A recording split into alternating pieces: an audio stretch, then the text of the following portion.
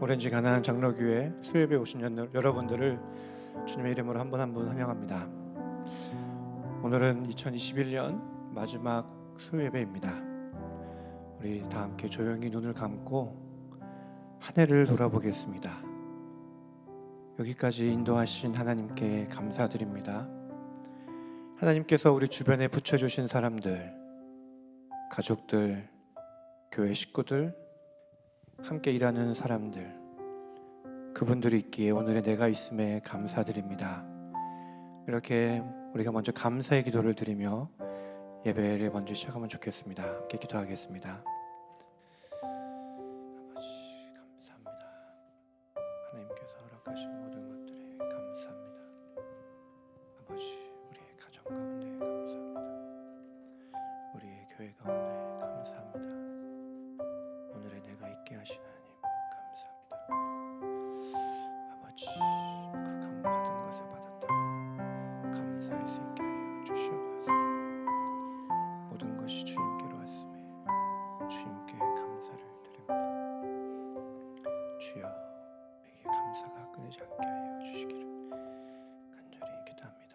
주여 감사를 드리며 함께 하여 주시옵소서. 주님만을 바라봅니다. 예수님 이름으로 기도합니다. 하나님 아버지 감사합니다. 2021년도도 하나님의 은혜 가운데 여기까지 왔음을 고백합니다. 나의 힘이 아니라 나의 능이 아니라 오직 예수 그리스도의 보혈의 능력과 한없는 사랑으로 은혜를 베풀어 주신 하나님 때문에 이 자리에 왔음을 고백합니다. 나의 나된 것은 하나님의 은혜이며 하나님의 사랑이기에 하나님께 감사드립니다. 아버지 우리 삶을 뒤돌아보게 하여 주시옵소서. 사무엘이 세웠던 에베네셀의 돌과 같이 아버지 우리 삶 가운데 하나님을 기억할 수 있고 하나님의 은혜를 기억할 수 있는 우리만의 돌, 우리만의 은혜의 자리가 이곳이 되어줄 수 있도록 아버지 함께하여 주시옵소서. 하나님만을 바라봅니다. 예수님의 이름으로 기도합니다. 아멘. 참 아름다워라 주님의 세계를 저 솔로몬의 복보다 더 고운 백합. 다시 한번 찬양. 참 아름다워라 참 아름다워라 주님의 세계를 주님의 세계를 저 솔로몬의 옷보다 더 고운 백합화 주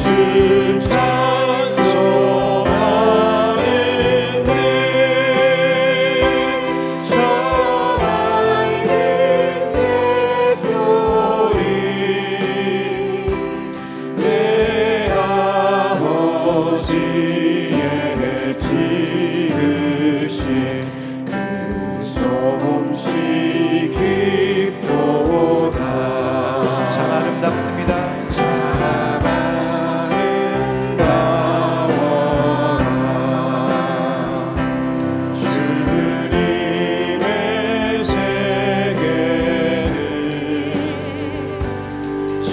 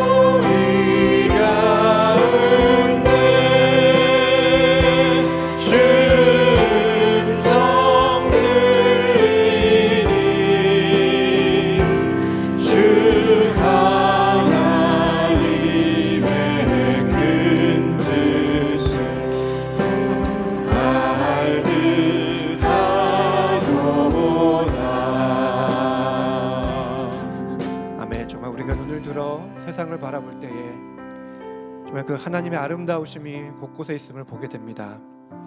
정말 그것들을 보며 하나님 살아계시고 하나님 우리와 함께 하심을 우리 안에 말씀하고 계실 때 우리에게 주의 음성을 듣는 영의 귀를 열게 하여 주시옵소서. 그렇게 고백하며 나가길 원합니다.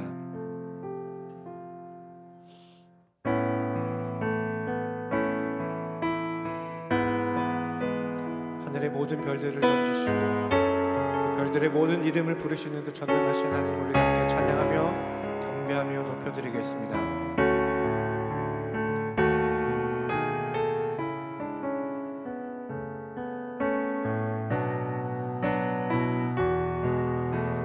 여호와 우리 주여, 여호와 우리 주여, 주의 이름이 온 땅에 어찌 그리 아름다운지요, 어찌 그리 아름다운지요.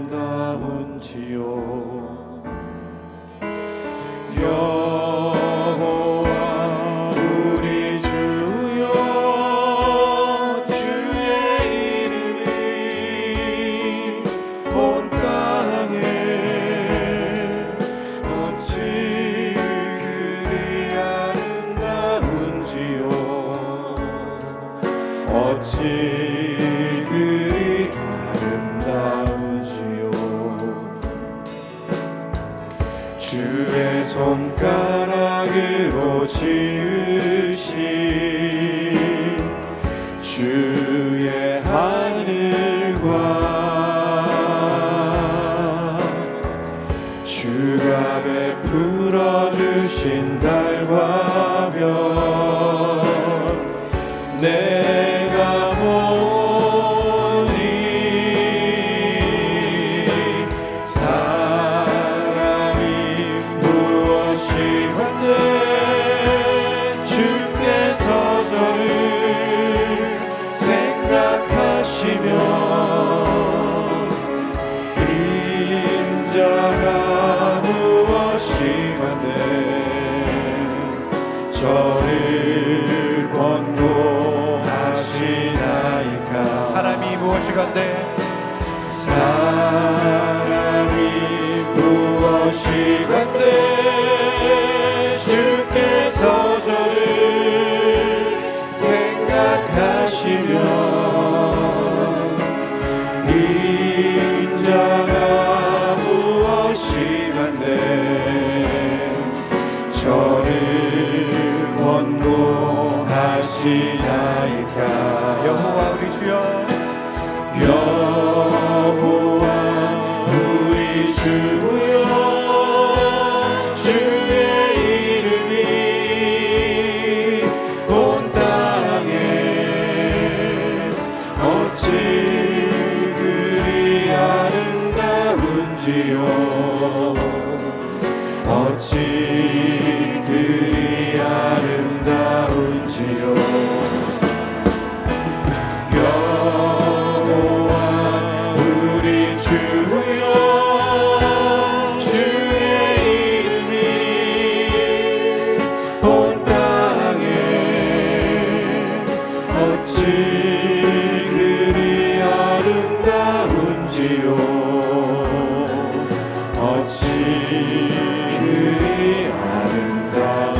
그리 아름다운지고, 어찌 그리 아름다운지요.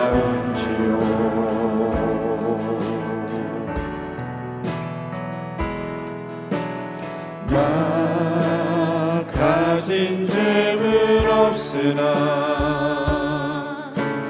나 남이 가진 지식 없으나 난 남에게 있는 건강 있지 않으나 난 남이 없는 것 있으니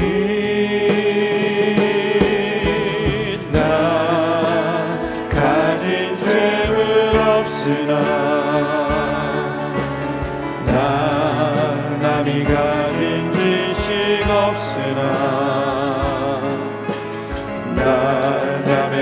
없는 건강 있지 않으나 나 남이 없는 거 있으니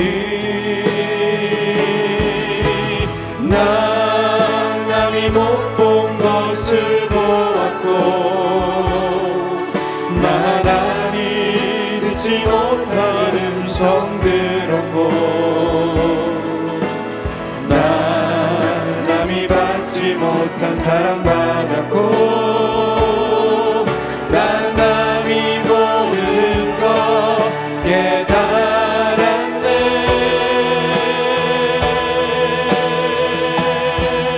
공평하신 하나님이 나 남이 가진 건 다 없지만 공평하신 하나님이 나 남이 없는 것 같게 하셨네. 이 시간에 다시 한번 고백합니다. 나 가진 재물 없으나 나 가진 재물 없으나 나 남이 가진 지식 없으나 남에게 있는 건강 있지 않으나 나 남에게 있는 건강 있지 않으나 나 남이 없는 거 있으니 바로 우리에게 예수 그리스도가 있습니다. 나 남이 못 본 것을 보았고 나 남이 듣지 못하는 음성 들었고 나 남이 받지 못한 사랑받았고 남이 받지 못한 사랑 받았고 그 하나님의 사랑을 깨닫게 되었습니다. 모르는 것 깨달았네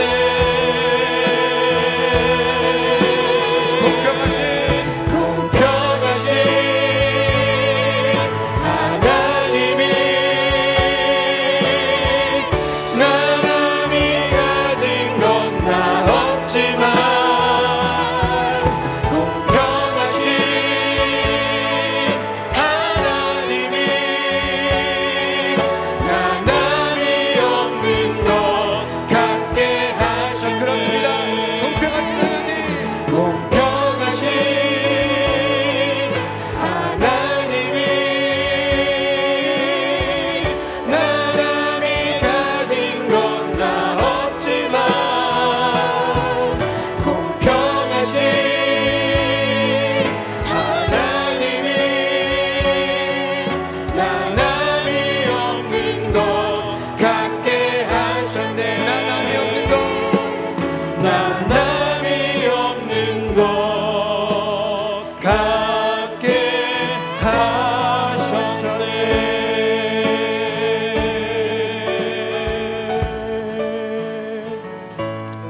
하나님, 우리 삶 가운데 부족한 것 없는 것만 보이지 않게 하여 주시옵소서.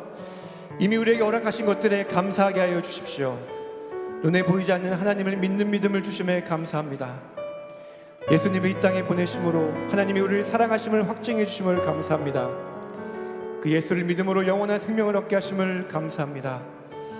하나님께서 허락하신 축복에 감사하는 기도를 이 시간에 다시 한번 올려드리겠습니다. 아버지 하나님, 아버지 하나님, 우리에게 부족한 것들 없는 것을 보지 않게 하시고 하나님이 이미 우리에게 허락하신 것들을 보게 하여 주시옵시고 하나님께 받은 것을 받았다고 감사할 수 있게 하여 주시옵소서. 아버지, 우리에게 불평하는 마음, 아버지 하나님 앞에 원망하는 마음보다는 아버지 이미 우리에게 허락하신 것들로 감사하는 마음 허락하여 주시옵소서. 아버지 하나님, 그 하나님의 사랑과 바꿀 수 없는 아버지 세상 무엇과도 바꿀 수 없는 그 하나님의 사랑을 아버지 감사합니다. 이 시간 가운데 그 하나님 앞에 우리가 예배드려오니 하나님 시간 가운데 좌정하여 주시옵시고 함께하여 주시옵소서. 하나님만을 아버지 찬양하는 시간 되어줄 수 있도록 주여 우리에게 은혜 베풀어 주시옵소서. 아버지 감사합니다. 하나님 아버지, 2021년 마무리를 욥기서와 함께 마치게 하심을 감사합니다. 욥기서가 끝날 때까지 욥이 고난당하는 이유를 하나님은 말씀해 주시지 않습니다. 그러나 하나님은 항상 오르십니다. 우주를 창조하시고 세상의 만물을 주관하신 하나님께서 하시는 일은 비록 우리가 알 수 없고 이해할 수 없을지라도 항상 완전하시며 실수가 없으십니다. 우리가 처해 있는 현재의 상황이 때로는 감당할 수 없을 만큼 버겁고 힘들더라도 신실하신 주님을 신뢰합니다. 욥과 같이 고난 가운데 있을지라도 귀로만 듣던 하나님을 눈으로 볼 수 있다면 그것이 축복임을 알게 하여 주십시오. 욥과 같이 위대하고 거룩하신 하나님 앞에 한없이 작은 죄인으로 서 있음을 알고 경외함으로 주의 긍휼을 구하게 하여 주십시오. 두렵고 떨림으로 구주 되신 주님을 우리의 왕으로 영접하게 하여 주시옵소서. 성령님 말씀을 전하실 김인철 목사님과 함께 하여 주십시오. 성령의 역사가 목사님을 통해 일어나게 하여 주시기를 기도합니다. 말씀을 듣는 우리 마음에 딱딱하게 굳은 것들은 제하여 주시고 살과 같이 부드러운 마음을 주셔서 말씀이 우리 삶 가운데 많은 믿음의 열매를 맺게 하여 주시기를 기도합니다. 존귀하신 예수님 이름으로 기도합니다. 아멘.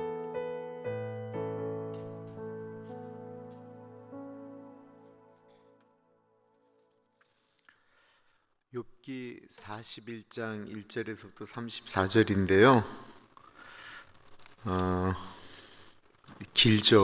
긴데 꼭 잘 보셔야 오늘 설교가 이해가 돼요. 이거는 리워야단이라고 하는 성경 속에서 나오는 한 동물을 중심으로 41장이 다 기록되고 있습니다. 그 리워야단은 굉장히 무서운 동물로 그려지고 있어요. 우리 교독하겠습니다. 내가 낚시로 리워야단을 끌어낼 수 있겠느냐? 노끈으로 그 혀를 맬 수 있겠느냐? 너는 밧줄로 그 코를 꿰을 수 있겠느냐? 갈고리로 그 아거미를 깰 수 있겠느냐? 그것이 어찌 내게 계속하여 간청하겠느냐? 부드럽게 내게 말하겠느냐? 어찌 그것이 너와 계약을 맺고 너는 그를 영원히 종으로 삼겠느냐? 내가 어찌 그것을 새를 가지고 놀듯 하겠으며 내 여종들을 위하여 그것을 메어두겠느냐? 어찌 장사꾼들이 그것을 놓고 거래하겠으며 상인들이 그것을 나누어 가지겠느냐? 내가 능히 많은 창으로 그 가죽을 찌르거나 작사를 그 머리에 꽂을 수 있겠느냐? 내 손을 그것에서 얹어보라. 다시는 싸울 생각을 못하리라. 참으로 잡으려는 그의 희망은 헛된 것이니라. 그것의 모습을 보기만 해도 그는 기가 꺾이리라. 아무도 그것을 격동시킬 만큼 담대하지 못하거든 누가 내게 감히 대항할 수 있겠느냐? 누가 먼저 내게 주고 나로 하여금 갚게 하겠느냐? 온 천하에 있는 것이 다 내 것이니라. 내가 그것의 지체와 그것의 큰 용맹과 늠름한 체구에 대하여 잠잠하지 아니하리라. 누가 그것의 겉가죽을 벗기겠으며 그것에게 겹재가를 물릴 수 있겠느냐? 누가 그것의 턱을 벌릴 수 있겠느냐? 그의 둥근 이틀은 심히 두렵구나. 그의 질비한 비늘은 그의 자랑이로다 튼튼하게 봉인하듯이 닫혀 있구나. 그것들이 서로 달라붙어 있어 바람이 그 사이로 지나가지 못하는구나. 서로 이어져 붙었으니 능히 나눌 수도 없구나. 그것이 재채기를 한즉 빛을 발하고 그것의 눈은 새벽의 눈꺼풀 빛 같으며 그것의 입에서는 횃불이 나오고 불꽃이 튀어나오며 그것의 콧구멍에서는 연기가 나오니 마치 갈대를 태울 때에 솥이 끓는 것과 같구나. 그의 입김은 숯불을 지피며 그의 입은 불길을 품는구나. 그것의 힘은 그의 목덜미에 있으니 그 앞에서는 절망만 감돌 뿐이구나. 그것의 살껍질은 서로 밀착되어 탄탄하며 움직이지 않는구나. 그것의 가슴은 돌처럼 튼튼하며 맷돌 아래짝같이 튼튼하구나. 그것이 일어나면 용사라도 두려워하며 달아나리라. 칼이 그에게 꽂혀도 소용이 없고 창이나 투창이나 화살촉도 꽂히지 못하는구나. 그것이 쇠를 쥐푸라기 같이 놋을 썩은 나무같이 여기니 화살이라도 그것을 물리치지 못하겠고 물맷돌도 그것에게는 겨같이 되는구나. 그것은 몽둥이도 지푸라기 같이 여기고 창이 날아오는 소리를 우습게 여기며 그것의 아래쪽에는 날카로운 토기 조각 같은 것이 달려있고 그것이 지나갈 때는 진흙바닥에 도리깨로 친 자국을 남기는구나. 깊은 물을 솥에 물이 끓음 같게 하며 바다를 기름병같이 다루는도다. 그것의 뒤에서 빛나는 물줄기가 나오니 그는 깊은 바다를 백발로 만드는구나. 세상에는 그것과 비할 것이 없으니 그것은 두려움이 없는 것으로 지음 받았구나. 그것은 모든 높은 자를 내려다보며 모든 교만한 자들에게 군림하는 왕이니라. 아멘. 이 지구상에서 가장 무서운 동물은 무엇일까요? 가장 무서운 동물. 호랑이, 사자, 뱀, 아니면 바퀴벌레. 바퀴벌레 무서워하는 사람이 있어요. 네, 인터넷으로 찾아보았습니다. 여러 종류가 있긴 한데요. 인터넷에서 찾아본 이 지구상에서 존재하는 가장 무서운 생물체가 무엇인가 봤더니만 우리가 자주 접하는 거예요. 여름에.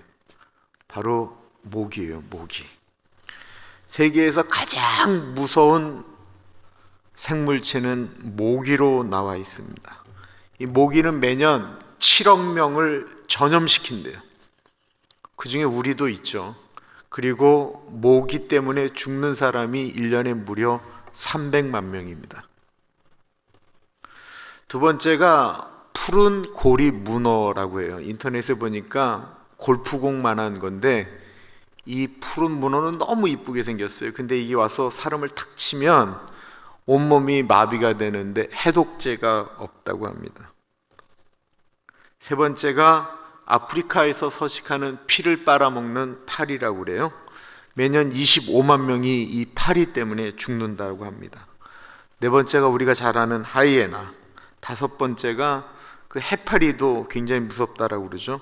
여섯 번째가 북극곰. 일곱 번째가 푸른독 개구리.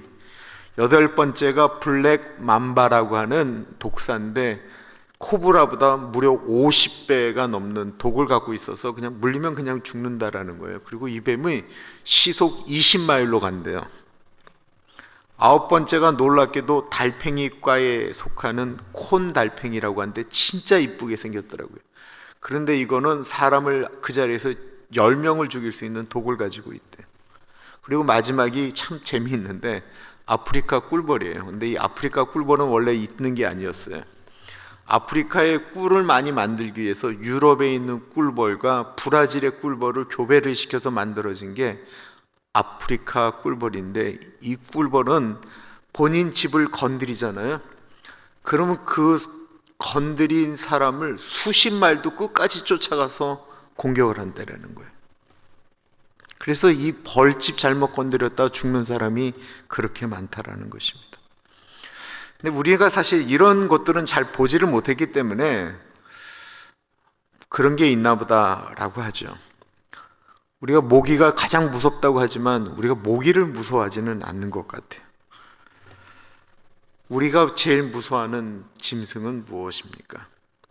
오늘 본문에 정말로 성경 가운데 이것처럼 무서운 짐승이 없다라고 하는 짐승이 하나 나오는 거예요. 리워야단이라고 하는 동물인데 여러 해석이 나와요. 개역 한글은 이 리워야단을 악어로 해석을 했어요. 그리고 용이라고 해석하는 곳도 있고요. 그리고 큰 꼬리 달린 뱀이라고 이야기하기도 합니다. 성경에 여러 번 언급이 됐어요. 시편에도 나오고 이사야서에도 나오는데 이 리워야단이 정확히 어떤 동물인지는 잘 모르겠는데 우리가 그냥 대충 악어라고 생각을 할 만한 근거가 나오기는 나와요. 우리 1절과 2절 보겠습니다. 내가 낚시로 리워야단을 끌어낼 수 있겠느냐? 노끈으로 그 혀를 맬 수 있겠느냐? 너는 밧줄로 그 코를 꿰 수 있겠느냐? 갈고리로 그 아가미를 꿰 수 있겠느냐? 하나님께서 욥에게 네가 리워야단을 잡을 수가 있겠느냐라고 질문을 던지는 거예요.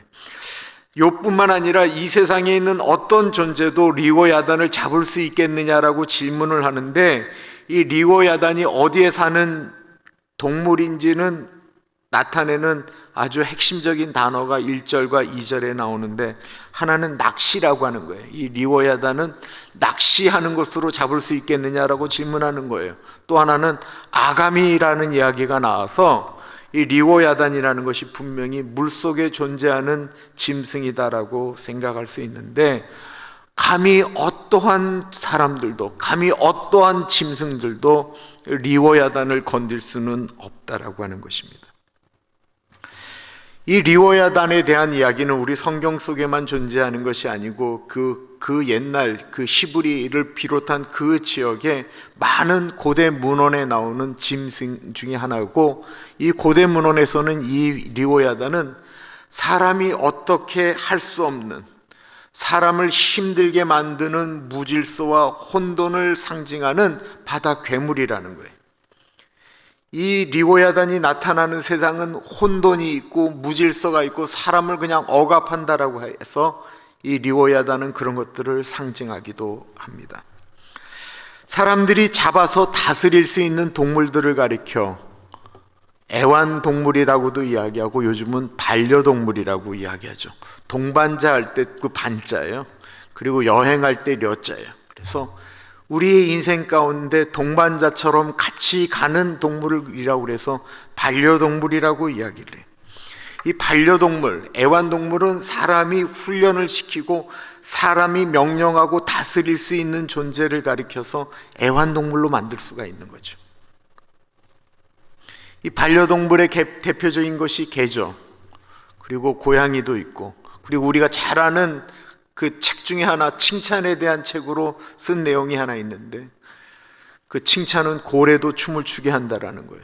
우리가 그것을 잘 아는 게 이제 샌디에고에 가면 그 시월드에 그 큰 범고래들이 이렇게 진짜 사람의 말에 의해서 이렇게 움직이죠. 그것을 중심으로 그 책이 나왔습니다. 그런데 사람이 아무리 훈련을 시켜도 안 되는 것들이 있다라는 거예요. 사자는 사실 돼요, 그죠? 코끼리도 되고 호랑이도 돼요. 그래서 그거는 이런 그 서커스단에서 움직이죠. 근데 이 리워야단은 그게 안 된다라고 하는 것을 설명하고 있어요. 3절부터 보세요. 그것이 내게 빌고 또 빌겠느냐? 내게 점잖은 말로 말하겠느냐? 그것이 너와 언약을 맺겠느냐? 내가 그것을 평생 노예로 삼겠느냐? 이건 그럴 수 없다라고 하는 거예요. 내가 새 같은 애완동물로 삼겠느냐? 내 딸들을 위해 그것을 묶어 놓을 수 있겠느냐? 그럴 수 있는 존재가 아니라는 거예요. 어부들이 그것을 잡았다고 잔치를 벌이겠느냐? 상인들이 그걸 잡아서 나눌 수 있겠느냐? 그럴 존재가 아니다라는 거예요. 내가 그 가죽을 쇠꼬챙이로 찌를 수 있겠느냐? 그 머리를 작살로 찌를 수 있겠느냐? 내가 그것에 손을 대 보아라. 얼마나 혼이 났는지 기억하며 다시는 그렇게 하지 않을 것이다. 보아라, 그것을 굴복시키겠다라는 생각은 어림도 없으니 그것을 보기만 해도 아찔하지 않느냐. 내가 이거 우리말 성경으로 읽었는데, 그러니까 리워야단이라고 하는 것은 사람이 잡아서 길들일 수 있는 동물이 아니고 도리어 그 짐승을 한번 보면 사람이 너무 무서워서 다시는 보고 싶지 않은 악몽 가운데 들어가고 있는 존재다라고 하는 것입니다. 즉 사람이라고 하는 것이 그 무서운 동물 앞에서는 아무 존재도 아니고 나는 진짜 아무 쓸모도 없는 존재다라고 하는 이야기를 하나님께서 지금 하고 있는 건데, 하나님이 이 말씀을 왜 욥에게 지금 하시느냐라는 거예요. 하나님이 이 리워야단이라고 하는 존재, 이 어마어마한 존재, 우리가 생각할 수도 없는, 상상할 수도 없는 이 동물의 얘기를, 그러나 우리는 상상할 수 없지만 욥을 비롯한 그 시대 사람들은 리워야단이라고 하는 존재에 대해서 그렇게 생각하는 거죠. 그 상상할 수도 없는 리워야단의 얘기를 왜 하나님이 끄집어내시느냐라는 거예요. 그 이유는 욥, 네가 리워야단만 생각해도 무섭지? 욥은 무서운 거예요. 근데 하나님이 하고 싶은 말은 리워야단이 무서운 얘기를 하는 게 아니에요. 그 리워야단을 무서워하는 네가 나를 무서워하지 않는다라는 거예요. 그렇게 짐승을 무서워하는 네가 나에 대해서는 전혀 무서워하지 않고 하고 싶은 말 다 한다라는 거예요. 10절입니다. 그것을 감히 자극할 만큼 용맹한 사람은 없다. 그런데 누가 내 앞에 설 수 있겠느냐?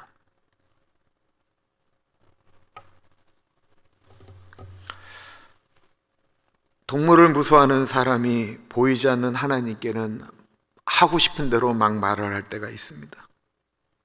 자신이 마치 하나님을 움직일 수 있는 존재인 것처럼 말합니다. 하나님 내려와서 내가 무죄인 것을 증명하십시오. 욥과 친구들이 그랬다라는 거예요. 이들의 특징은 하나님을 뜨겁게 섬겼다라는 것입니다.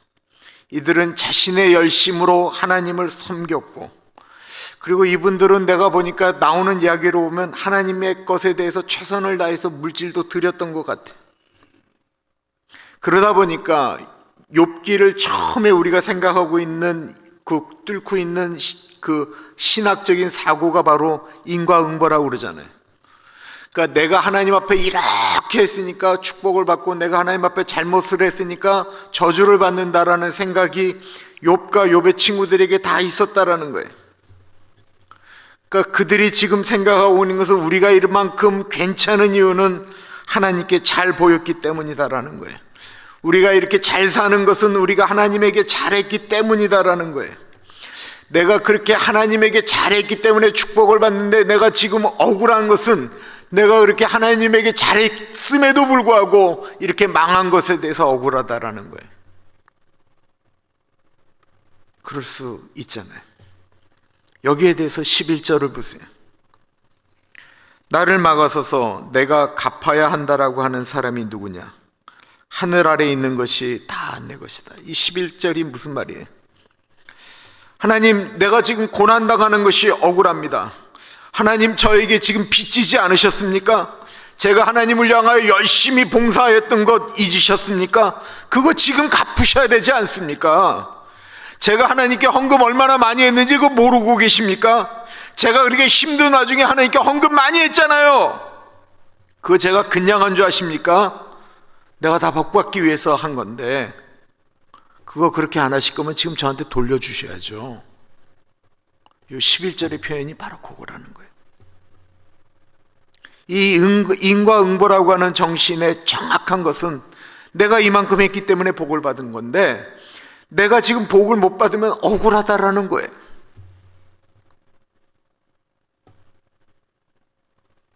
그러자 하나님이 지금 말씀하시는 거예요. 누가 감히 나한테 갚으라고 이야기할 수 있냐? 내가 내 것 가지고 여태까지 살면서 내 것 가지고 폼 잡고 그거 무슨 얘기하고 있는 거냐? 라고 하나님이 말씀하셨다라는 것입니다.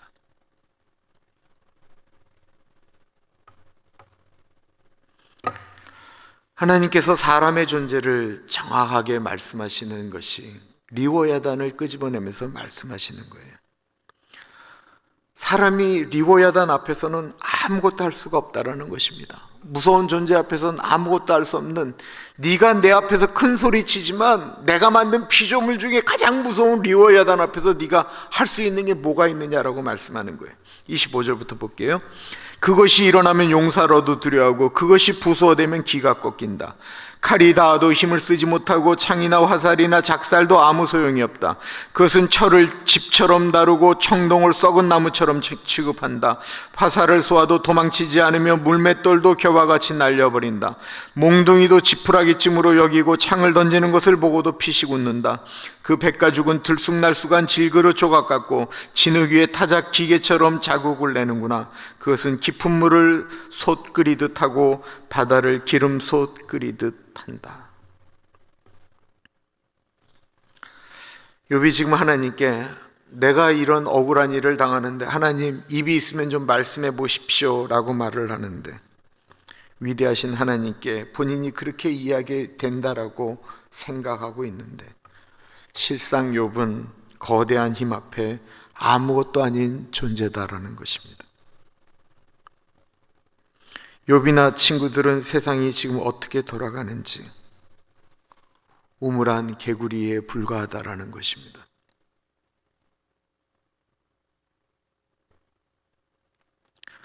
사람이 말만 들어도 무서워하는 리워야단을 다스릴 수 있는 존재는 그때 그 세상에는 아무것도 없었습니다. 이 그냥 리워야단을 그냥 악어라고 생각해도 어떻게 할 수가 없어요. 제가 그 아르헨티나의 그 필라가 종족이라고 하는 것을 우리 교회에서 옛날 교회에서 이렇게 입양을 해서 복음 전하기 위해서 갔었는데 어느 날 이렇게 물이 줄어드니까 우리가 차를 지나고 하는 이 조그만 개울물이 진짜 악어가 득실득실했어요. 그 거리가 얼마나 됐냐면 저하고 지금 박희정 장로님 거리도 안 돼요. 그 차 대고 내서는 그 운전하는 사람이 총을 갖고 우리 앞에서 그 악어를 쐈어요. 근데 악어가 죽어야 되는데 총을 맞고도 죽지도 않더라고요. 너무 놀랍죠.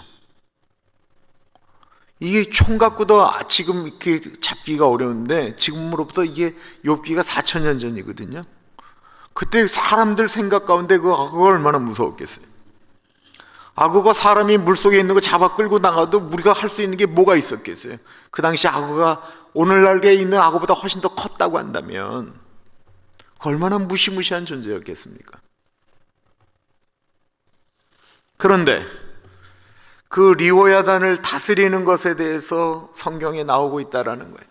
시편 74편입니다. 하나님이 그 리워야단을 어떻게 하나 보십시오. 주께서 주의 능력으로 바다를 나누시고 물 가운데 용들의 머리를 깨뜨리셨으며 리워야단의 머리를 부수시고 그것을 사막에 사는 자에게 음식물로 주셨으며 주께서 바위를 쪼개어 큰 물을 내시며 주께서 늘 흐르는 강들을 마르게 하셨나이다. 하나님이 하신다라는 거예요. 이사야 27장 1절에도 리워야단이 나옵니다. 그날에 여호와께서 그의 견고하고 크고 강한 칼로 날랜 뱀 리워야단 곧 꼬불꼬불한 뱀 리워야단을 벌하시며 바다에 있는 용을 죽이시리라.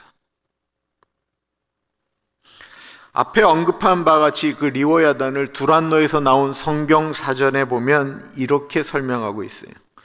리워야단은 성경뿐 아니라 서구 문학에서도 타락한 세상, 혼돈과 관련된 악마적 세력, 창조주 하나님의 적대 세력, 거대한 제국 이집트 등을 나타낸다라고 말하고 있다. 그러니까 이 사람에게 두려움을 주는 존재라는 거예요. 제일 무서운 존재와 같다라는 것입니다. 아무리 내가 많은 것을 가지고 있다 할지라도 어떤 존재를 봤을 때 두려움을 주는 존재, 그 존재 앞에서는 내가 갖고 있는 것이 별로 아무 소용이 없다라고 하는, 힘을 쓸 수 없는 그런 괴물과 같은 존재다라는 거예요. 사람이 두려워하게 느껴지는 것. 그러므로 욥은 하나님께서 리워야단에 대한 말씀을 하실 때 이미 기가 질려버렸는지도 모르겠습니다.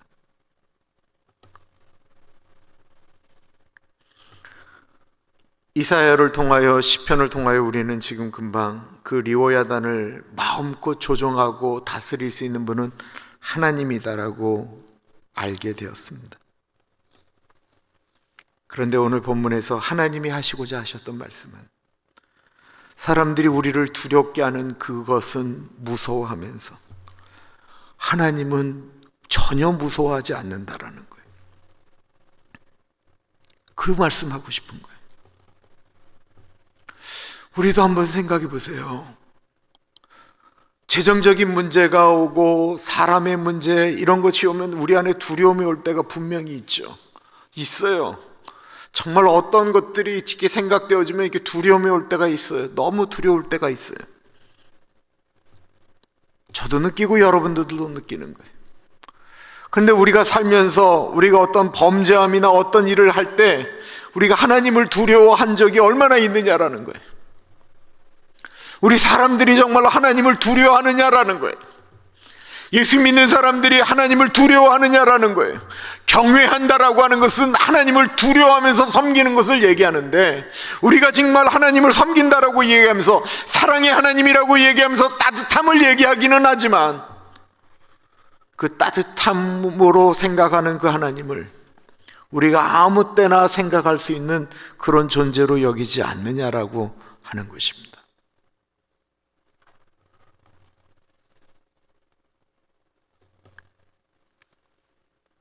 무서운 사람들의 돈은 벌벌 떨면서도 갚으면서 하나님의 것을 내 마음대로 쓰면서 하나님의 것을 빼앗고 떼어먹고 하는 일에 전혀 두려워하지 않는다라는 거예요. 어떻게 교회에서 재정사고가 날 수가 있어요? 네? 어떻게? 하나님을 섬기는 교회에서 어떻게 재정사고가 날 수가 있어요? 하나도 안 무서운 거예요.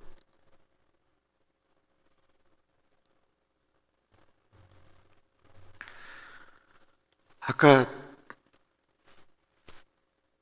세상에서 가장 무서운 동물이 무엇입니까? 라고 여쭈었습니다. 머릿속에 나는 이 동물이 가장 무섭다라고 생각하는 것이 무엇이세요? 제가 하나님께 우리 교우들을 대표해서 여쭤본 적이 있었어요.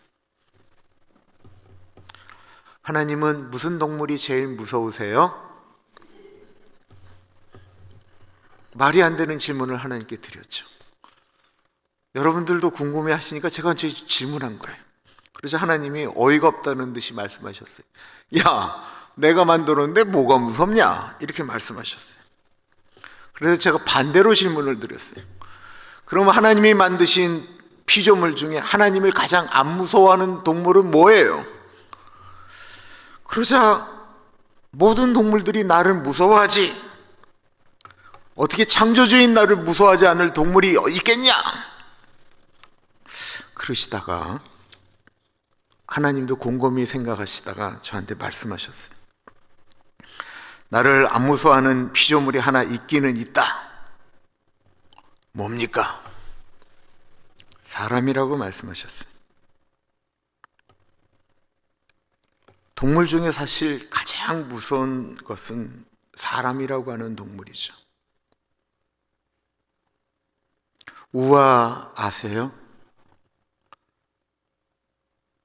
사람이 여기에 가장 무서운 동물이 있습니다. 궁금해서 그 편말이 있는 곳에 누가 있나 봤더니만 정말 무서운 동물이 있더라는 거예요.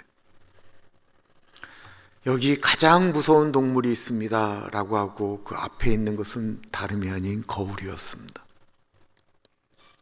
이 세상에서 가장 무서운 건 나라고 하는 동물이다라는 것입니다. 우리가 영웅이라고 칭하는 사람들은 수천, 수만, 수십만을 눈 하나 깜짝하지 않고 죽인 사람들이죠.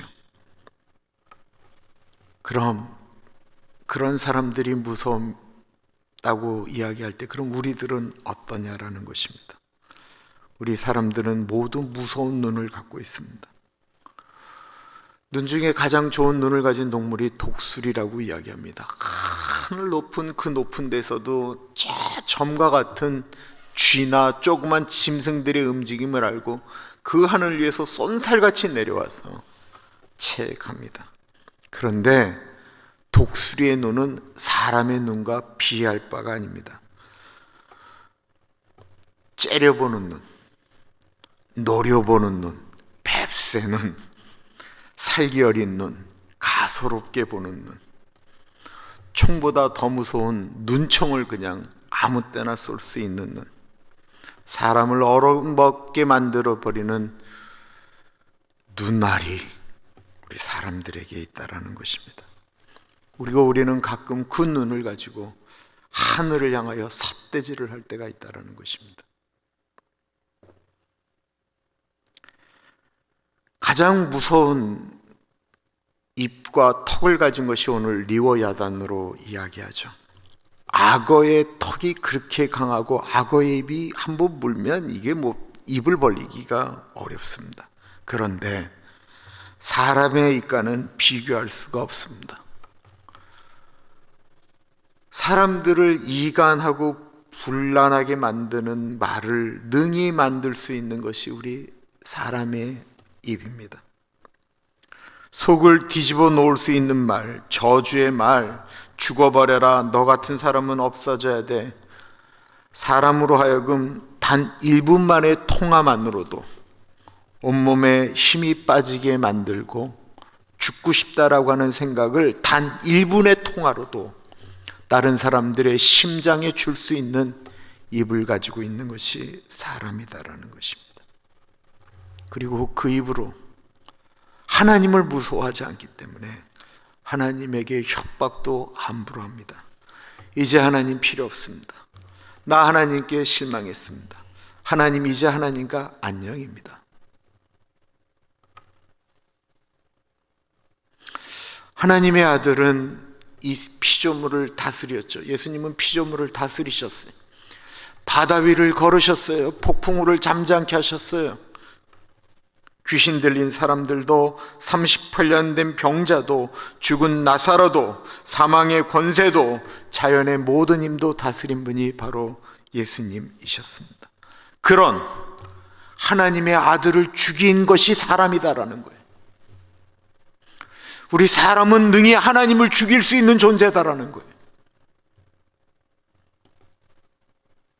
사람을 위해 오셨건만 그분이 예수님이 하나님의 아들일지도 모를다라고 하는 가능성을 그 당시 하나님을 믿었던 수많은 사람들이 느낄 수가 있었어요.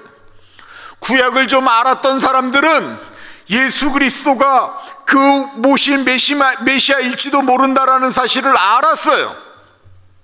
모른 것이 아니고 알았어요.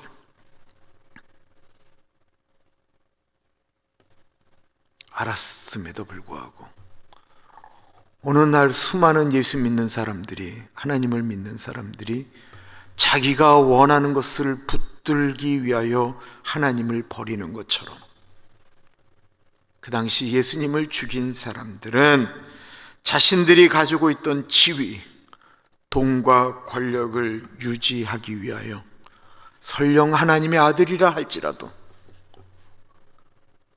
그 하나님의 아들 예수를 십자가에 못 박았습니다.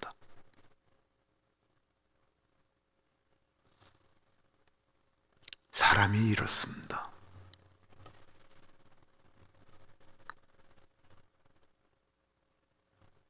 오늘 본문을 통해서 욥은 자기 자신을 바라보기 시작했습니다. 자신이 지금까지 생각했던 하나님이 본인이 생각했던 것과는 상상할 수 없는 분이다라고 하는 사실을 인정할 수밖에 없었습니다. 내가 겪는 고난 때문에 하나님을 내려오라고 말씀하고 하나님 말씀해 보시라고 이야기할 그런 내 중심적으로 생각하는 하나님이 아닌 하나님이 자기가 상상할 수 없는 위대하신 분인 것을 고백할 수밖에 없었다라는 것입니다. 그래서 내일 본문에 욥이 이런 고백을 하죠. 욥이 여호와께 대답하여 이르되 주께서는 못하실 일이 없사오며 무슨 계획이든지 못 이루실 것이 없는 줄 아오니 무지한 말로 이치를 가리는 자가 누구니까? 나는 깨닫지도 못한 일을 말하였고 스스로 알 수도 없고 헤아리기도 어려운 일을 말하였나이다. 내가 말하겠사오니 주는 들으시고 내가 주께 묻겠사오니 주여 내게 알게 하옵소서. 내가 주께 대하여 귀로 듣기만 하였사오나 이제는 눈으로 주를 배웁나이다. 그러므로 내가 스스로 거두어드리고 티끌과 재 가운데에서 회개하나이다.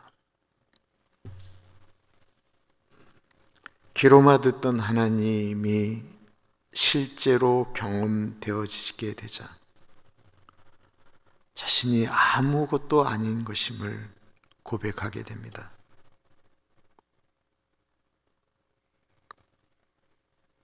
우리는 어떻습니까? 우리에게 있어서 이 세상을 창조하신 하나님은 우리에게 어떤 존재입니까? 사람은 무섭고 경제적인 것은 두려워하면서 하나님을 두려워해 보신 적이 있으십니까? 혹시 무슨 일을 하실 때 그 일에 하나님이 고려 대상임은 맞습니까? 어떤 일을 할 때 이 일이 하나님 앞에 어떻게 될까 생각해 보신 적은 있으십니까?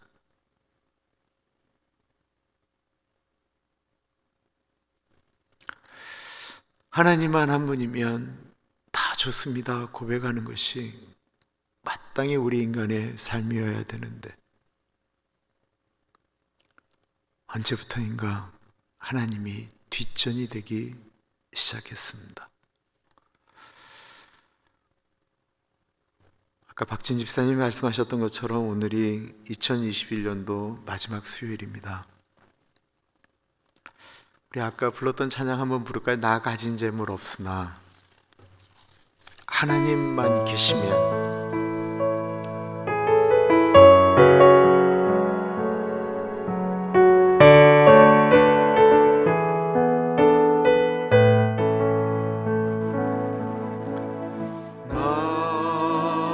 가진 재물 없으나 나 남이 가진 지식 없으나 나 남에게 있는 건강 있지 않으나 나 남이 없는 것 있으니 나 가진 재물 없으나 나 남이 가진 지식 없으나 나 남에게 있는 건강 있지 않으나 나 남이 없는 것 있으니 나 남이 못 본 것을 보았고 나 남이 듣지 못하는 성 들었고 나 남이 받지 못한 사랑 받았고 나 남이 모르는 것 깨달았네.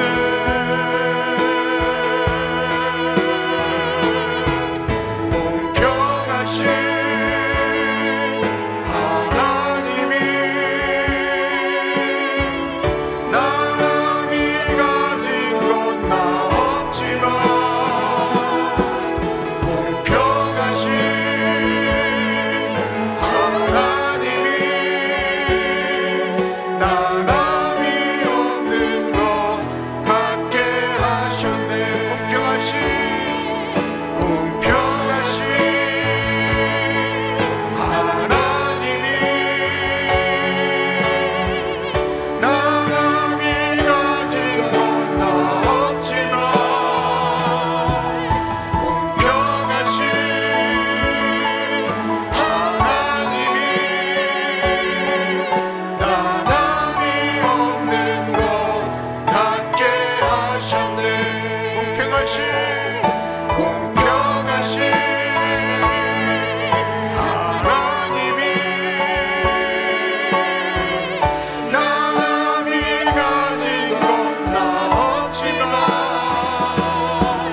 공평하신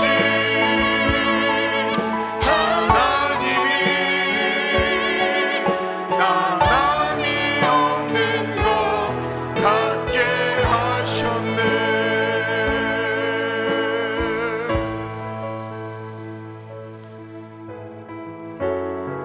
하나님이 우리에게는 어떠한 존재입니까? 하나님, 제가 다른 사람들이 갖고 있는 것은 없어도 제가 하나님 만난 것, 하나님 가진 것, 하나님이 내 하나님이 된 것, 내가 하나님을 나의 아버지라 부르는 것, 하나님 아버지 그것을 가장 큰 축복으로 여기는 그 감사가 내 삶 가운데 일어나게 해주십시오. 우리 같이 기도하겠습니다. 하나님 아버지, 존귀하신 하나님 아버지 감사합니다. 하나님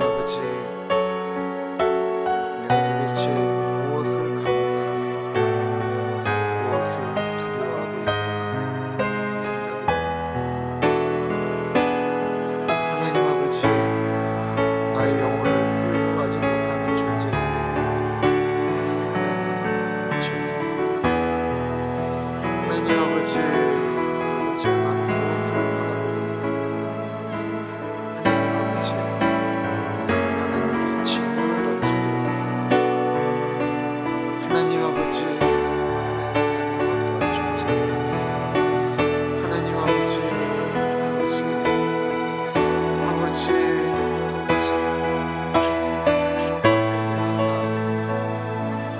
성령 하나님 같이 오시옵소서.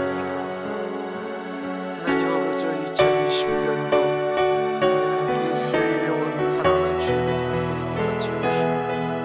하나님 아버지, 그 은혜 붙들고 나아갈 수 있도록 하나님 도와주옵소서. 하나님 아버지,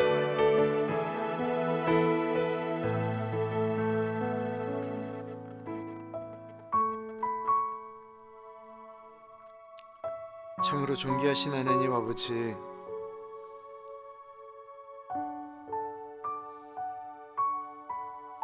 (2021년도) 마지막 수요일에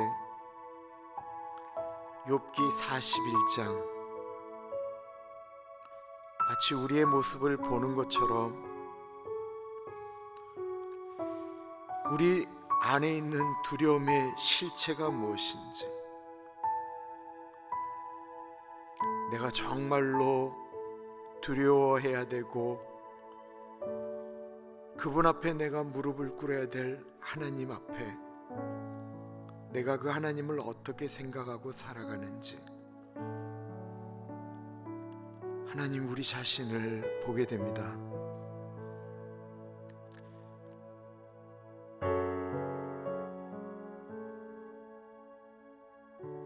하나님 아버지, 우리가 정말 하나님을 생각한다고 한다면, 하나님 아버지를 조금이라도 두려워한다면 이 세상이 정말 이렇게까지는 되지 않을 텐데, 하나님 아버지, 우리가 너무 그 하나님의 이름을, 하나님의 존재를 만홀히 여기고 살지는 않는가 주님 고민하게 됩니다. 주님, 우리 안에 은혜를 부어 주셨고 우리를 하나님 아버지의 아들로 삼아 주셨는데,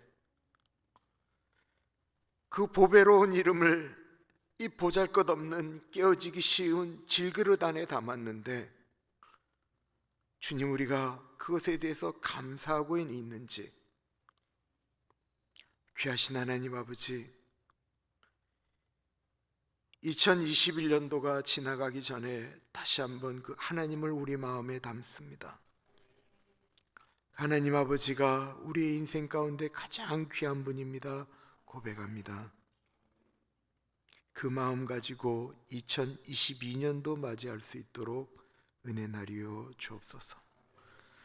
지금은 우리 주 예수 그리스도의 은혜와 우리를 너무나도 사랑하셔서 하나밖에 없는 아들을 넉넉하게 보내주신 그 크신 하나님 아버지의 크신 사랑과 성령 하나님 감화감동 역사 충만 교통하심의 놀라운 은혜가 하나님 아버지를 모셨기에 내가 가장 소중한 것을 소유하였습니다 고백하는 사랑하는 주의 백성들 머리 위에 지금으로부터 영원토록 같이 하시길 간절히 축원하옵나이다. 아멘.